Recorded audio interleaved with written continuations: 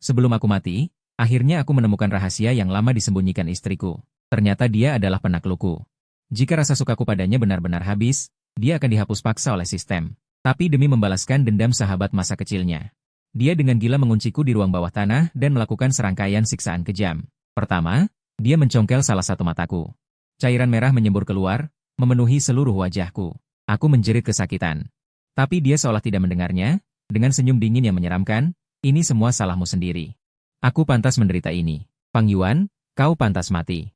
Selanjutnya, dia mengangkat pisau dan langsung menusukkannya ke arahku. Saat aku merasa akan mati, aku tiba-tiba mendengar isi hatinya. Peringatan. Tingkat kesukaan target Fang Yuan akan segera nol. Harap host Bai Ningbing segera mendapatkan tingkat kesukaan, jika tidak host akan dihapus oleh sistem. Dalam lingkungan yang gelap, aku meringkuk di sudut, tangan dan kakiku terbelenggu rantai dingin dan berat. Aku sudah lupa berapa lama tidak makan dengan layak. Ditambah lagi dengan perlakuan Bai Ningbing ini. Sekarang tubuhku lemah seperti lumpur, tidak ada tenaga sama sekali. Dulu, demi membalaskan dendam sahabat masa kecil kesayangannya, dia diam-diam menaruh obat tidur di air minumku saat aku lengah. Aku meminumnya dengan bodoh, langsung jatuh pingsan. Saat aku membuka mata lagi, aku sudah terbelenggu rantai di ruang bawah tanah yang tidak pernah terkena cahaya matahari. Dalam setengah sadar, sosok tinggi langsing mendekat perlahan ke arahku. Aku menyipitkan mata, melihat sudut bibirnya tersenyum dingin yang membuat bulu kuduk merinding. Detik berikutnya, dia tiba-tiba meraih rambutku. Matanya penuh dendam, hati kamu benar-benar kejam. Setelah menikah denganmu, aku sepenuhnya milikmu. Kenapa kamu masih tega menyakiti kakak Ateng? Apa kesalahannya padamu? Sambil berkata, dia membanting kepalaku ke dinding dengan keras. Rasa sakit hebat langsung menjalar ke seluruh tubuh. Aku tidak tahan lagi, berteriak histeris. Bukan aku yang melakukannya. Hari itu di pesta, kamu mengundangnya. Aku bahkan memasak sendiri. Kita makan makanan yang sama. Kenapa hanya dia yang celaka? Aku benar-benar tidak meracuni. Aku berusaha sekuat tenaga membela diri. Dia hanya mendengus sinis, penuh penghinaan. Kamu pikir aku percaya omong kosongmu itu? Jelas-jelas kamu mengutak-atik piring kakak Ateng sendirian, masih berani mengelak di sini. Matanya semakin gila, suaranya menjadi melengking. Aku dan kakak Ateng tumbuh bersama sejak kecil. Dia selalu melindungiku, menyayangiku. Dulu waktu kecil keluarga miskin. Aku anak tunggal, sering diganggu anak-anak nakal tetangga. Setiap kali kakak Ateng maju untuk melindungiku. Ayahku pemabuk, kalau mabuk suka memukul. Beruntung kakak Ateng melindungiku. Aku tidak mati dipukul. Dia susah payah sampai lulus S2, sebentar lagi bisa memulai hidup baru. Kenapa kamu begitu kejam? Menghancurkan masa depan cerah kakak Ateng? Bai Ningbing sama sekali tidak memberiku kesempatan untuk menjelaskan. Kegilaan di matanya hampir meluap. Karena kamu begitu kejam, biar aku buat kamu merasakan hidup lebih buruk dari mati. Belum selesai bicara, dia membungkuk mengambil tang berkarat dari lantai. Lalu langsung menggenggam tanganku. Aku berjuang mati-matian, tapi seluruh tubuh tidak bertenaga. Aku hanya bisa melihat dia dengan tang itu mencabut kuku-kukuku satu persatu. Rasa sakit yang menusuk tulang membuatku tak henti menjerit pilu. Kedua tanganku mengucurkan darah segar. Tak lama, genangan darah terbentuk di lantai. Sementara suara dinginnya terus bergema di telingaku. Fang Yuan, aku bilang padamu, ini baru permulaan. Yang lebih kejam masih menanti. Aku sakit hingga kesadaranku mulai kabur, merasa akan pingsan kapan saja. Tapi saat itu, rasa sakit tajam yang menusuk tiba-tiba datang, membuatku segera sadar. Aku membuka mata dengan susah payah. Pandanganku sudah kabur karena darah, hanya bisa samar-samar melihat Bai Ningbing menopang sosok lemah. Berjalan ke arahku. Cukup lama baru aku bisa melihat dengan jelas. Bai Ningbing menopang sahabat masa kecil yang dirindukannya, berjalan langkah demi langkah ke depanku. Sahabat masa kecilnya pucat pasi seperti kertas, tampak lemah hingga tidak bisa berdiri tegak. Samar-samar. Aku mendengar Bai Ningbing berkata lembut, kakak Ateng, aku sudah membalaskan dendammu. Tapi sahabat masa kecilnya menggeleng lemah, suaranya penuh ketidakpuasan dan kebencian. Ini masih kurang. Jauh sekali. Sekarang hati dan lambungku rusak parah. Dokter bilang sisa hidupku. Aku harus bergantung pada obat-obatan. Hidupku hancur semua olehnya. Bai Ningbing segera mendorong kursi roda dengan perhatian. Dengan hati-hati menuntun sahabat masa kecilnya duduk, lalu menghiburnya lembut, kakak Ateng. Jangan marah. Dokter bilang, kamu harus istirahat yang cukup. Aku melihat pemandangan di depanku ini, tak bisa menahan gumaman pelan. Sungguh bukan aku yang meracuni.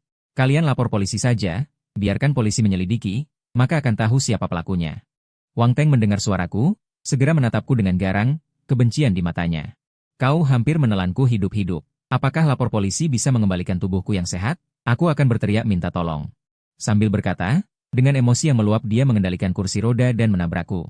Untungnya Bai Ningbing segera mencegatnya. Kakak Ateng, jangan marah. Biarkan aku, kata Bai Ningbing sambil berjalan beberapa langkah ke depanku. Begitu dekat hingga aku bisa mendengar napasnya yang berat, tapi ekspresi wajahnya saat ini begitu asing dan membuat hatiku gemetar. Dia kembali menjambak rambutku, memaksaku mendongak menatapnya, saat mata kami bertemu. Dia berkata dengan dingin, ini semua karena ulahmu sendiri. Aku sudah memberikan seluruh diriku kepadamu. Dan begitu mencintaimu, kenapa kau tidak bisa menerima kakak Ateng? Sambil berkata demikian. Ekspresinya semakin gila, tiba-tiba merogoh pisau tajam dari tubuhnya, dan dengan cepat menusukkannya ke pahaku. Seketika, rasa sakit yang luar biasa menusuk hatiku, aku tak bisa menahan diri dan menjerit kesakitan. Darah segera mengalir deras dari paha, membasahi lantai di bawahku. Dari belakang terdengar suara Wang Teng yang sinis. Penuh kepuasan, harus begini caranya. Aku ingin melihat sendiri dia menjerit kesakitan.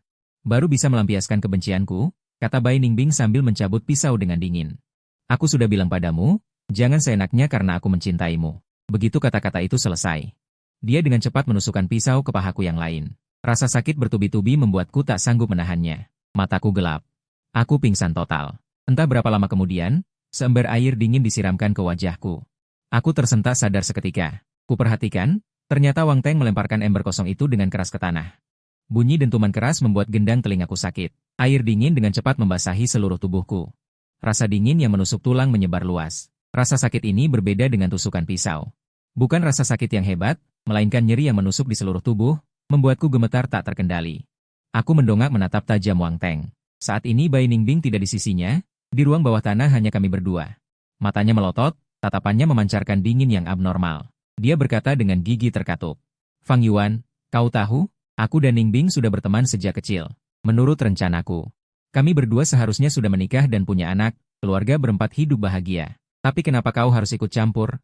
Menghancurkan kebahagiaan kami. Semakin dia bicara semakin marah, wajahnya mengerikan menakutkan. Aku melihatnya yang kalut dan marah, tak bisa menahan tawa dingin. Hidup bersamamu? Apa ada orang baik? Kau ini benar-benar pengecut sejati. Dulu saat Bai Ningbing dibully, kau mendapat kabar, tapi bersembunyi di toilet dan tidak berani keluar. Jika aku tidak datang tepat waktu, hidupnya akan 100 kali lebih buruk dari sekarang. Kata-kataku ini tentu saja menusuk titik lemah Wang Teng. Dia marah hingga wajahnya pucat pasi, seluruh tubuh gemetar. Dia berteriak histeris, sekarang aku akan memotong lidahmu. Lihat bagaimana kau bisa keras kepala. Sambil berkata, dia mengendalikan kursi roda mendekatiku dengan cepat. Sementara aku di rantai besi. Kedua kakiku juga terluka parah, tak bisa bergerak sama sekali. Seperti binatang yang terperangkap dalam sangkar. Bahkan tidak ada sedikit pun kesempatan untuk melarikan diri. Senyuman kejam di wajah Wang Teng semakin pekat, nadanya suram. Tanpa lidah, kulihat bagaimana kau bisa bicara manis menipu Ningbing. Apa dia masih mau peduli padamu? Sampah? Setelah membunuhmu, aku bisa bersama Ningbing selamanya bahagia. Dia memegang pisau. Perlahan-lahan mendekatkan ke mulutku. Bilah pisau yang dingin berkilauan, membuat kulit kepalaku merinding. Melihat wajahnya yang sombong itu, amarahku langsung membara. Aku mengumpulkan seluruh tenagaku. Aku mengeluarkan raungan marah. Wang Teng kaget dengan reaksi mendadak ini, dia terdiam di tempat. Dia tidak sempat bereaksi. Kami sangat berdekatan. Aku memanfaatkan kesempatan langka ini. Tanpa ragu, aku menggigit wajahnya dengan keras. Dia segera menjerit histeris, kesakitan hingga tubuhnya kejang.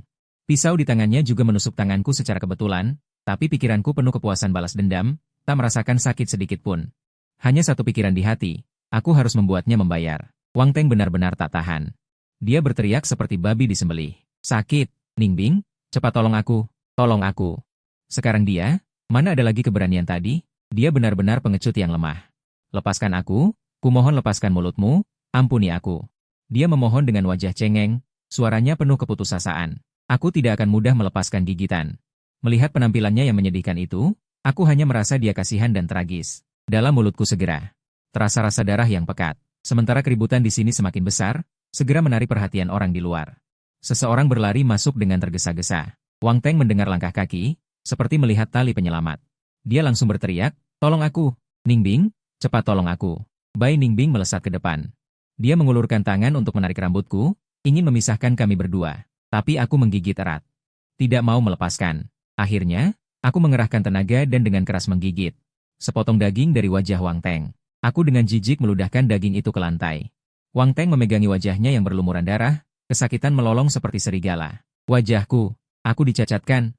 Ningbing, cepat bunuh dia. Aku ingin dia mati. Bai Ningbing menatapnya dengan cemas. Dia bertanya dengan suara khawatir, Kakak Ateng, bagaimana kabarmu? Aku antar kamu ke rumah sakit dulu. Aku tidak mau ke rumah sakit, Aku ingin melihatmu menghabisinya dengan mataku sendiri. Wang Teng benar-benar gila, matanya merah padam. Tapi Bai Ningbing berdiri diam di tempat. Wajahnya tanpa ekspresi, seperti patung kayu yang dingin. Wang Teng meliriknya. Suaranya penuh dengan kecemasan. Ningbing, jangan-jangan kamu masih suka pada si pembunuh ini? Kakak Ateng, tenang saja. Aku pasti akan membalaskan dendamu. Bai Ningbing segera menenangkannya. Lalu katakan padaku, apa kamu masih menyukainya? Wang Teng tidak mau menyerah. Harus bertanya sampai ke akar-akarnya. Aku memang menyukainya. Tapi itu tidak menghalangiku membalaskan dendamu. Dia menghancurkanmu, aku juga harus menghancurkannya. Bai Ningbing berkata demikian. Matanya menatapku dengan sorotan yang membuat merinding. Mendengar kata-kata itu, aku merasa sangat lucu, sampai tidak bisa menahan diri untuk mendengus dingin. Wang Teng seperti menerima ketidakadilan besar. Dengan penuh harap dia bertanya, lalu apa aku bagimu? Kamu adalah kakakku. Lebih dari kakak kandung. Aku tidak akan membiarkan siapapun menyakitimu. Ayo, sekarang aku antar kamu ke rumah sakit. Bai Ningbing sambil mendorong kursi roda Wang Teng bergegas pergi. Sekitar 2 jam kemudian, mereka berdua kembali bersama. Saat itu, lengan bawahku masih tertusuk pisau itu. Darah terus mengalir, sudah terlalu kehilangan darah sampai aku lemas bahkan tidak punya tenaga untuk bicara. Dengan lemah aku meliriknya 2 kali. Bai Ningbing melepas kursi roda, melangkah cepat ke dekatku. Mencabut pisau dari lenganku, lalu dengan tergesa-gesa membalut lukaku. Mulutnya bergumam, Fang Yuan, aku hanya ingin membalaskan dendam kakak Ateng. Melepaskan kekesalannya. Aku tidak benar-benar ingin membunuhmu. Saat dia berkata demikian, matanya tiba-tiba membelalak, suaranya berubah aneh, dengan kegilaan yang sulit diungkapkan. Kamu harus hidup baik-baik. Aku menatap wajah yang familiar namun asing ini, perasaanku campur aduk. Tanpa bisa menahan, aku meludahkan sisa darah ke wajahnya. Darah itu mengenai wajahnya yang putih. Wajahnya langsung berkerut, tampak sangat mengerikan. Bai Ningbing mengangkat tangan, mengusap wajahnya. Kilatan kegilaan di matanya semakin pekat. Dia berkata-kata demi kata, sekarang kakak Ateng ada di sini. Aku harus memotong 1 jarimu untuk membalaskan dendam kakak Ateng. Bersabarlah. Fang Yuan. Aku menatapnya tajam, sudut bibirku terangkat. Dalam senyum dingin penuh ejekan. Dalam sekejap, hawa dingin menjalar dari telapak kaki ke ubun-ubun.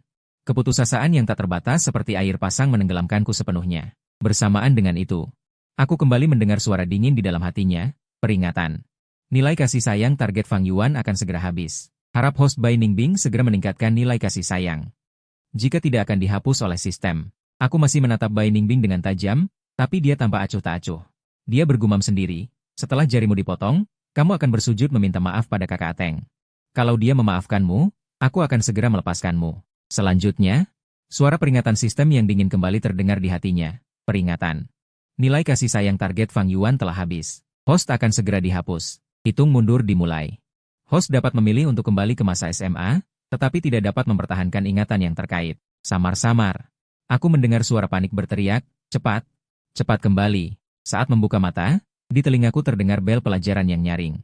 Dengan bingung aku membuka mata, melihat sekeliling yang begitu familiar. Seketika aku merasa jengkel sampai ingin memukul dada sendiri. Saat itu, aku memang terkenal nakal dan bandel, tidak pernah tenang di kelas. Guru saya sudah sangat kesal dengan saya. Akhirnya dia menempatkan saya di baris paling belakang, tepat di sebelah tempat sampah. Bai Ningbing adalah perwakilan mata pelajaran bahasa Inggris di kelas. Nilainya bagus, patuh, dan pengertian. Guru benar-benar menganggapnya sebagai anak emas. Tempat duduknya diatur di beberapa baris depan. Wang Teng duduk tepat di belakang Bai Ningbing. Mereka berdua tidak pernah terpisah sepanjang hari. Alasan rahasia di balik hubungan baik mereka. Saya masih ingat ayah Bai Ningbing yang suka mabuk. Dia sering datang ke sekolah untuk membuat keributan. Dia bersikeras bahwa dia telah menerima uang mahar di desa dan memaksa Bai Ningbing untuk berhenti sekolah dan menikah. Suatu kali keributannya sangat parah. Guru dan teman-teman sekelas semuanya berkumpul. Pada akhirnya, polisi pun dipanggil, tapi semuanya sia-sia. Bagaimanapun, ini adalah urusan keluarga mereka. Kejadian ini menjadi gosip hangat di sekolah. Wang Teng saat itu juga maju untuk membujuk ayah Bai Ningbing agar tidak membuat keributan. Dia bilang itu akan memberikan dampak buruk. Akibatnya, ayah Bai Ningbing langsung menamparnya. Mulut Wang Teng langsung berdarah saat itu juga. Akhirnya, Wang Teng lari dengan malu-malu di bawah tatapan semua orang. Belakangan, ayahnya datang membuat keributan beberapa kali lagi. Setelah itu, dia tidak pernah muncul lagi. Semua orang penasaran apa yang terjadi. Wang Teng tiba-tiba maju dan berkata. Dia yang meyakinkannya dengan logika dan perasaan, sehingga berhasil membujuknya pergi.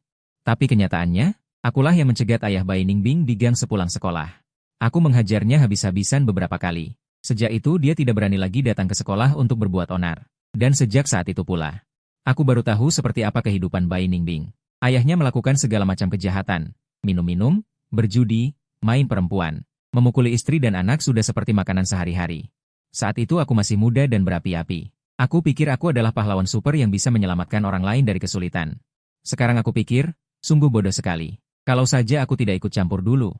Masa depanku tidak akan berakhir seperti ini. Dibalas kebaikan dengan kejahatan, diseret ke dalam jurang yang dalam ini. Bel pelajaran berbunyi. Bai Ningbing, dengan pakaian sederhana yang sudah luntur, memasuki kelas. Dia baru saja hendak mengambil PR dari laci mejanya. Dia menemukan lacinya penuh sesak dengan sampah. Dia langsung berdiri dengan kaget.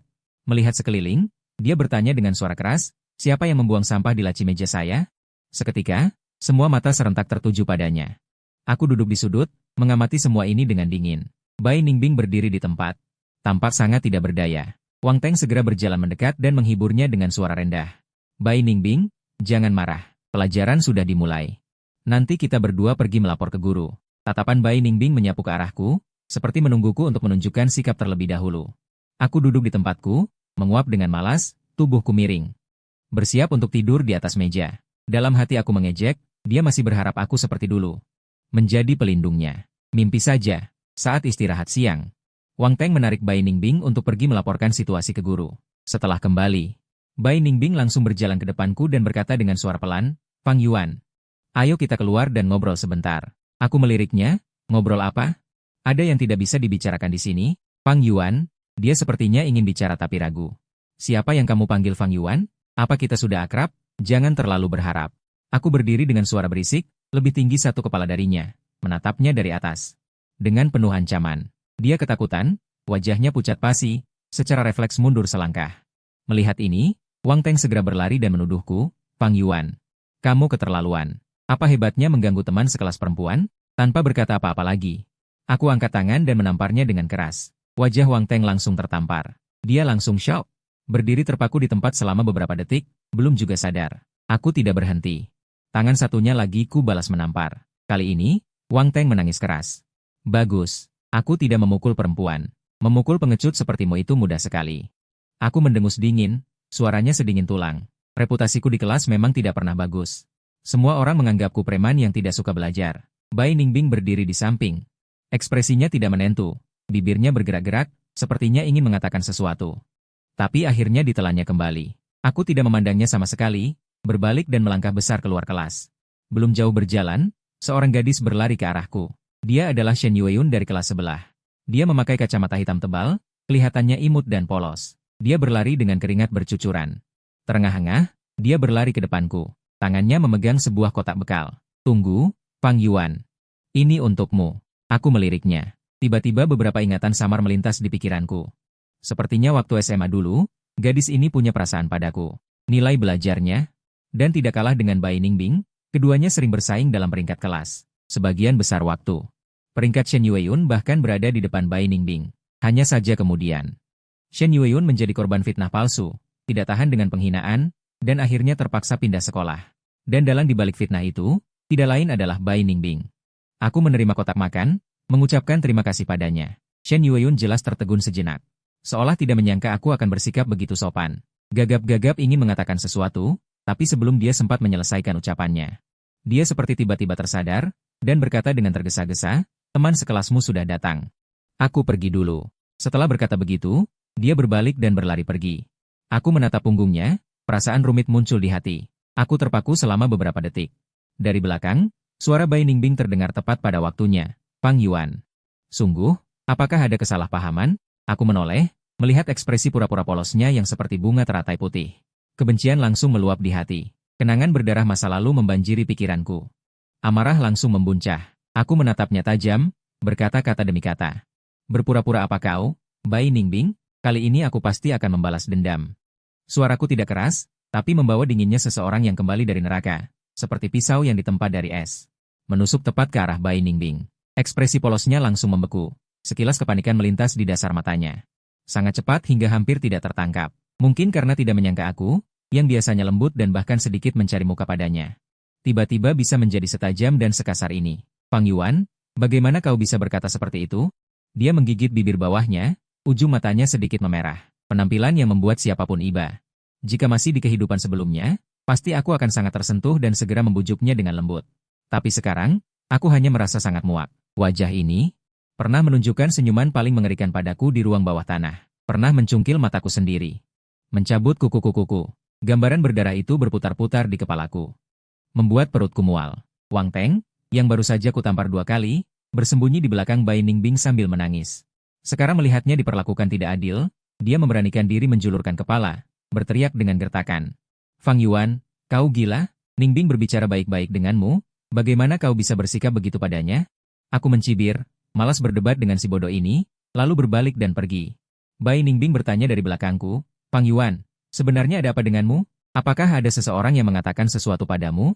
Suaranya mengandung sedikit kegelisahan yang tidak mudah terdeteksi. Aku tahu, itu bukan karena dia khawatir padaku. Melainkan khawatir misi rayuannya mengalami masalah. Bagaimanapun, saat ini, tingkat kesukaannya padaku mungkin sudah jatuh ke angka negatif. Peringatan sistem pasti sudah berbunyi keras di kepalanya. Kembali ke kelas, aku langsung berjalan ke kursi paling belakang dan duduk. Kursi plastik terasa panas karena sinar matahari, tapi tubuhku terasa dingin. Itu adalah dingin dari ruang bawah tanah, ketakutan yang terpatri di sumsum tulang. Teman-teman sekeliling tidak ada yang berani berbicara denganku. Satu persatu menunduk berpura-pura membaca buku. Suara pulpen menggores buku tugas terdengar sangat jelas, namun sesekali ada sorot mata sembunyi-sembunyi yang mengintip. Penuh rasa ingin tahu, takut, dan juga sedikit penghinaan. Di kehidupan sebelumnya.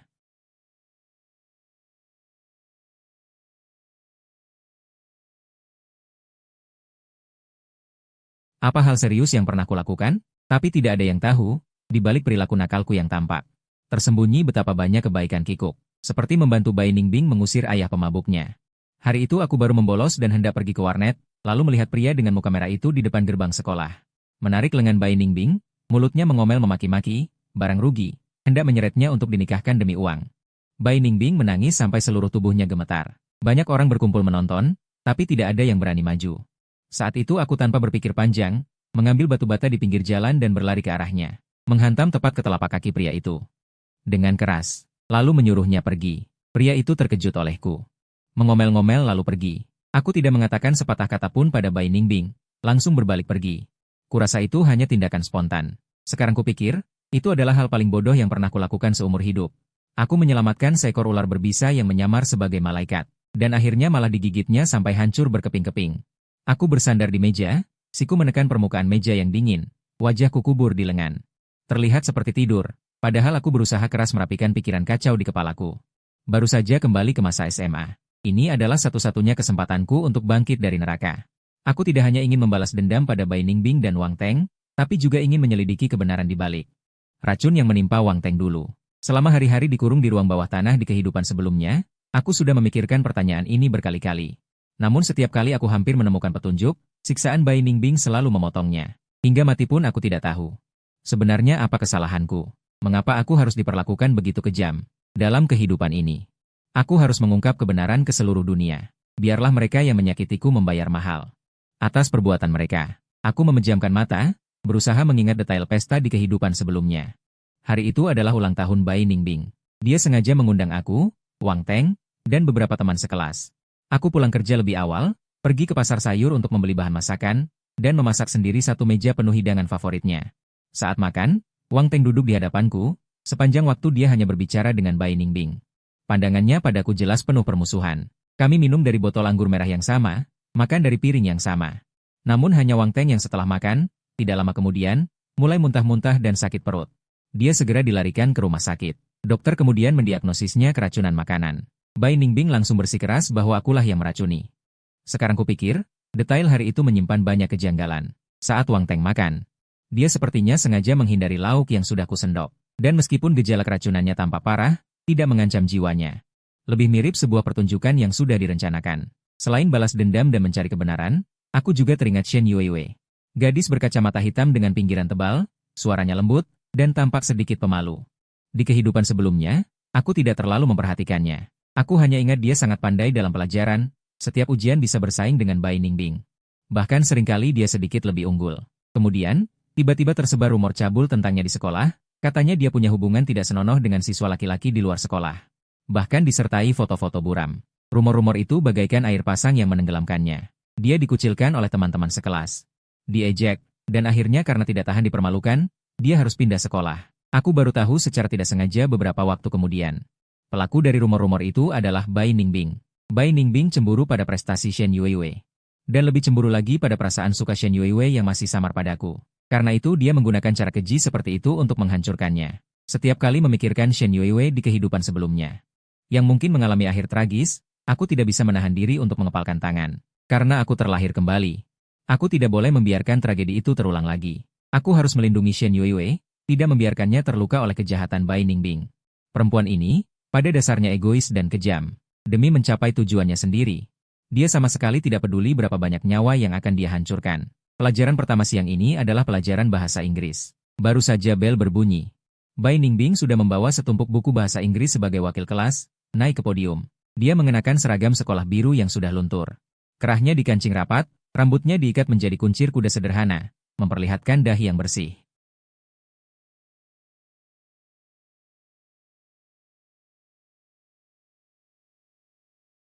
Sesekali ada siswa laki-laki yang diam-diam menatapnya, dengan pandangan penuh rasa suka masa remaja. Tapi hanya aku yang tahu.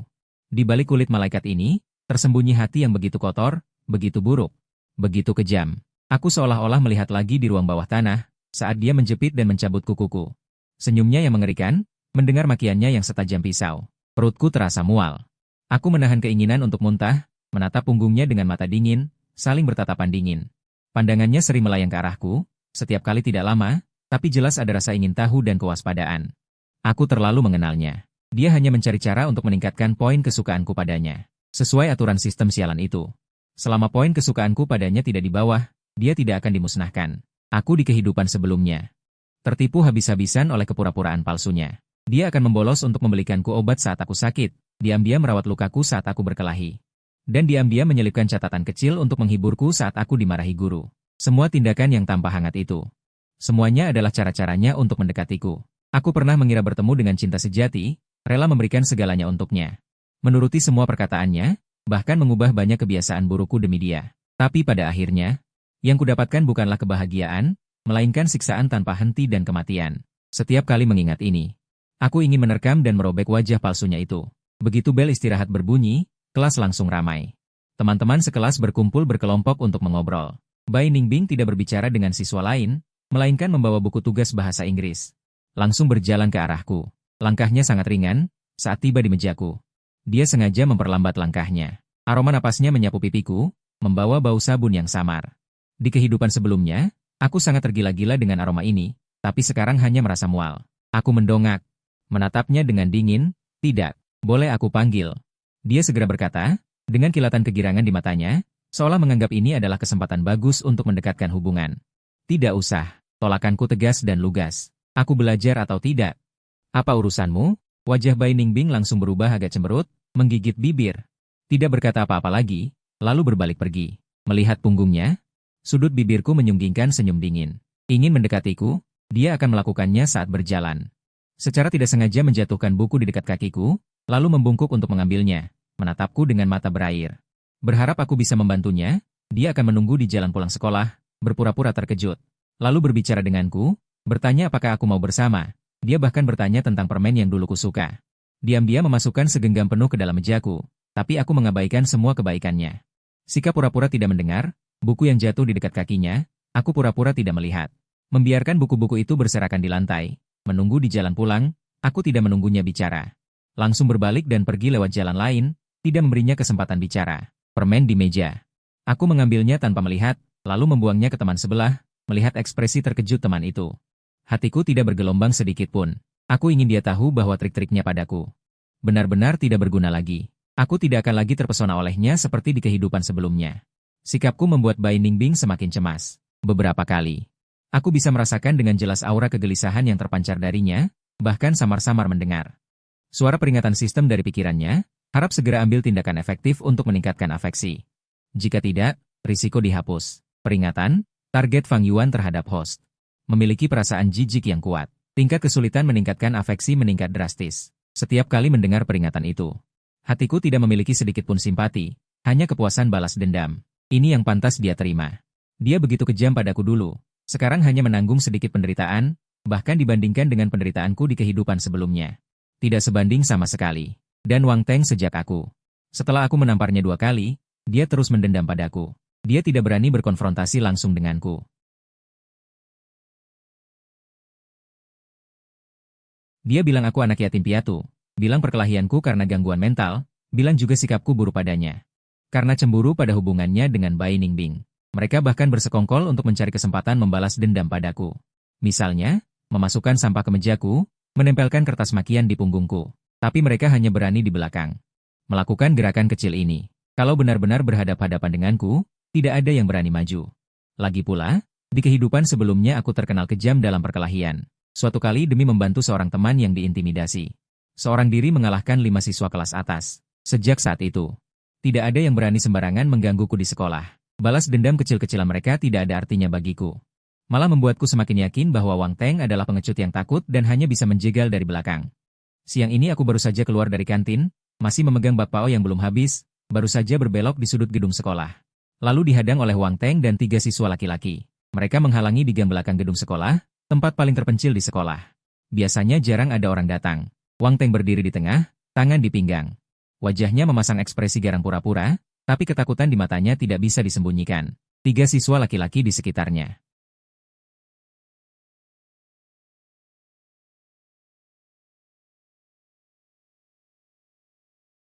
Suara Wang Teng sedikit gemetar, jelas kurang percaya diri, tapi tetap memberanikan diri berteriak. Aku bersandar di dinding, tangan di saku, menatap mereka dengan dingin. Hanya kalian berempat, jangan sombong.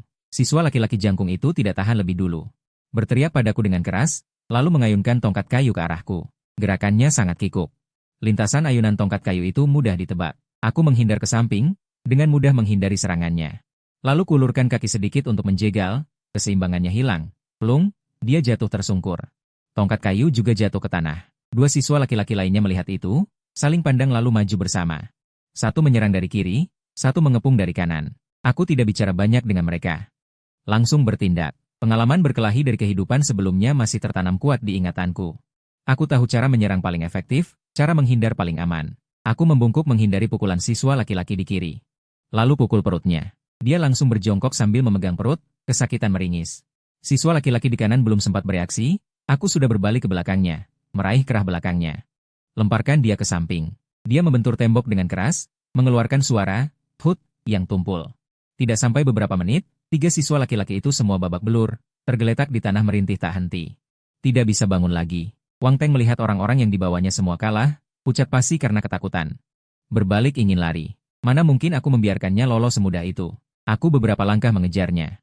Sekali tarik kerah belakangnya, memutarnya seperti menjinjing anak ayam. Mau lari?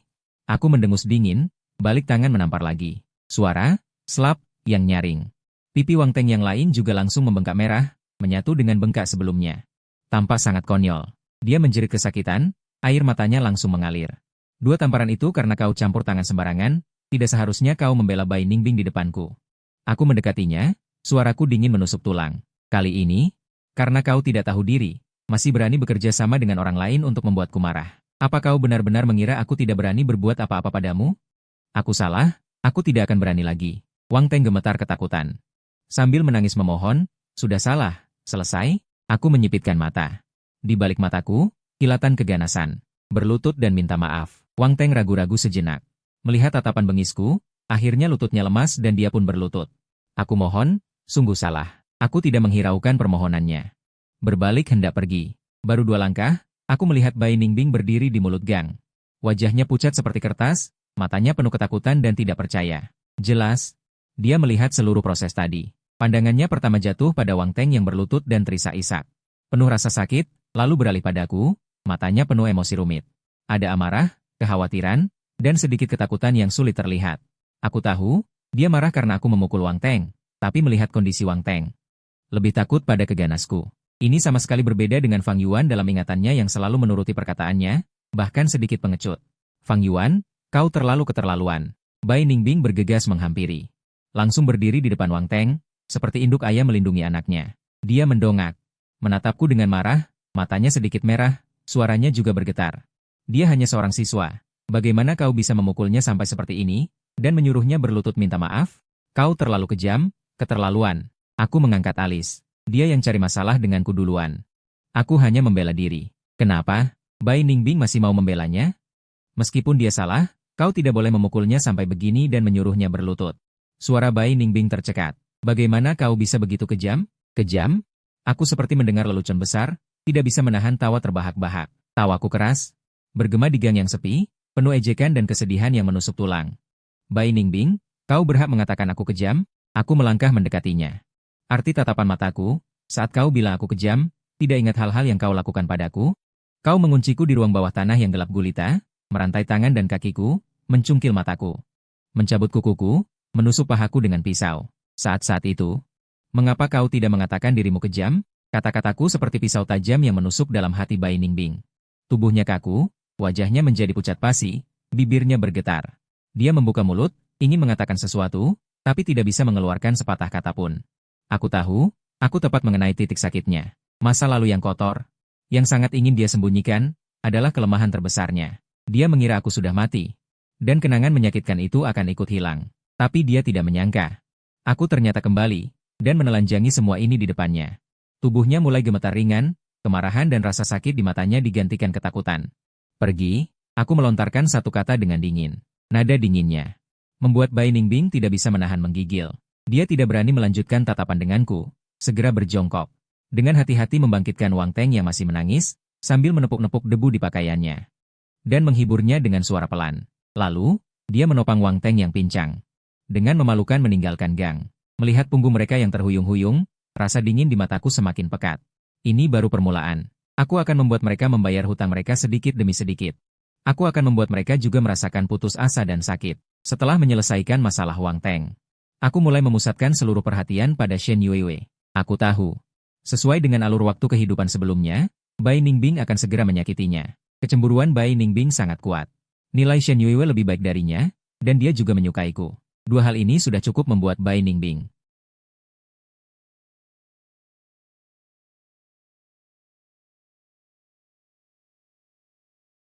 mencari keberadaan Shen Yuiwei. Tidak lama kemudian, aku melihatnya.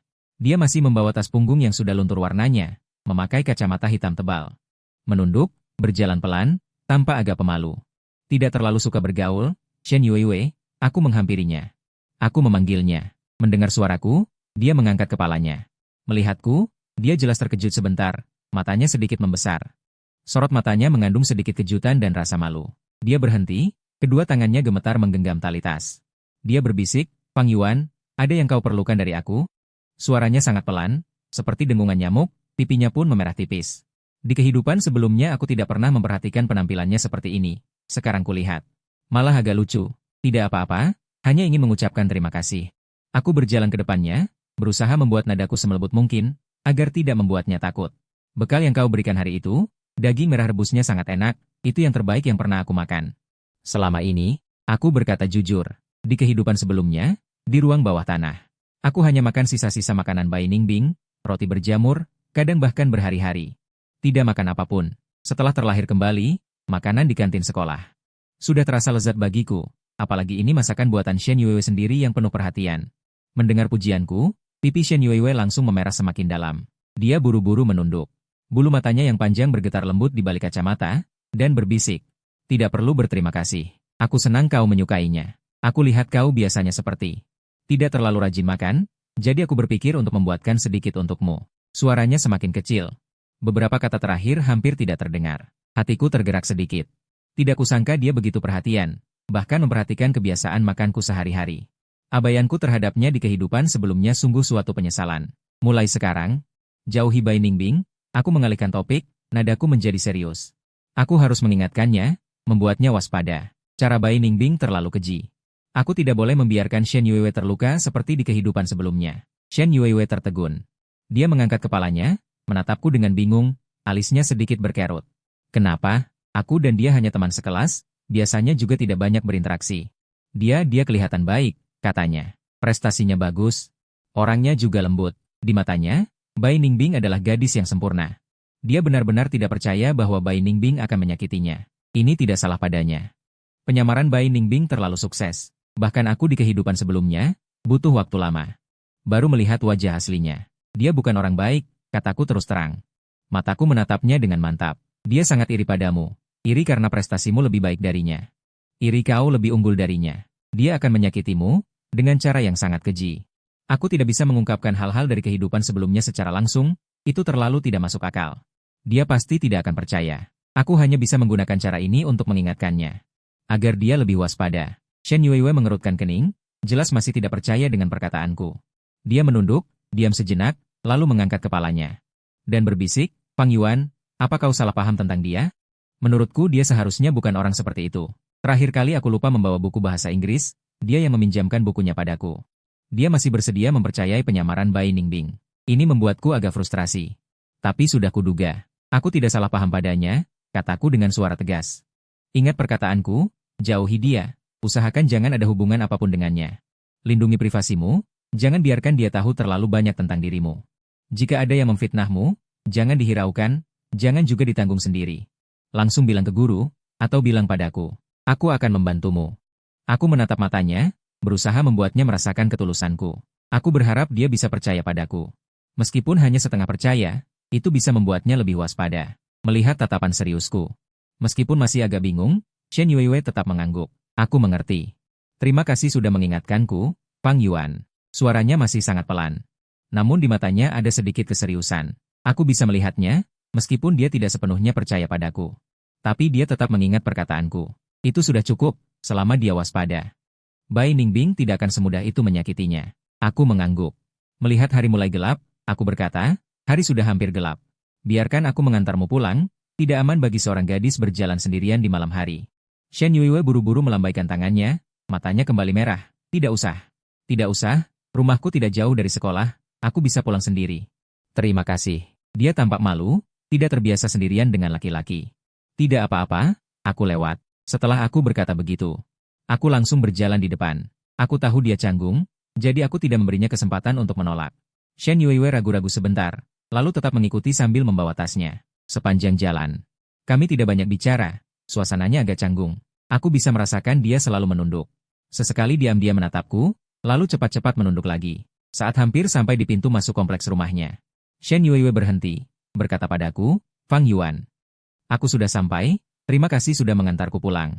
Matanya mengandung rasa terima kasih. HM, masuklah, hati-hati. Aku berkata, melihat punggungnya masuk ke kompleks, aku menghela napas lega.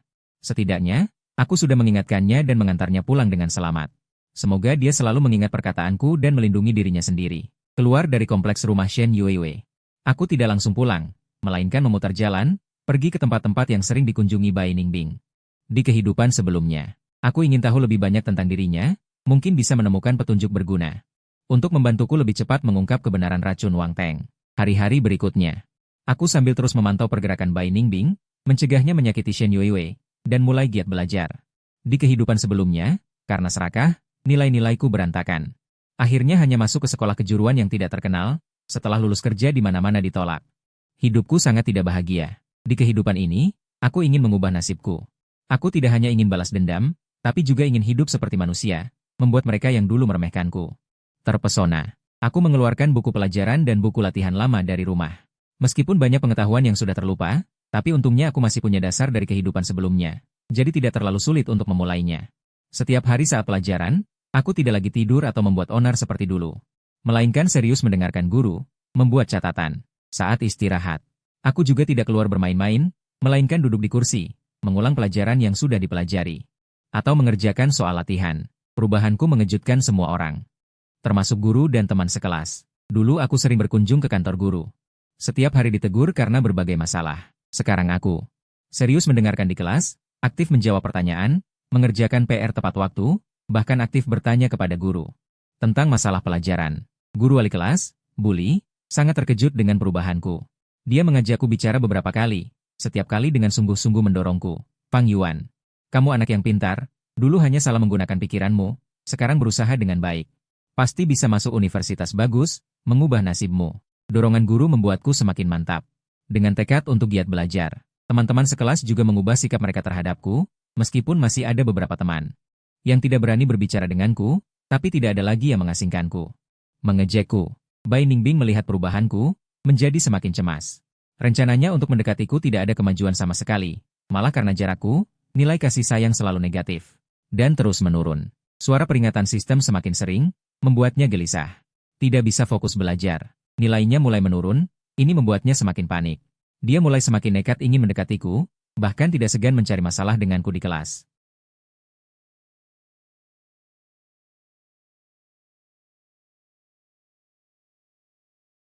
Tapi tidak sesuai harapannya. Aku mengambil buku, membaca teks itu dengan lancar. Suaranya lantang, penuh perasaan, guru bahkan secara khusus memujiku. Itu membuat wajah Bai Ningbing menjadi sangat jelek. Suatu kali dalam pelajaran matematika,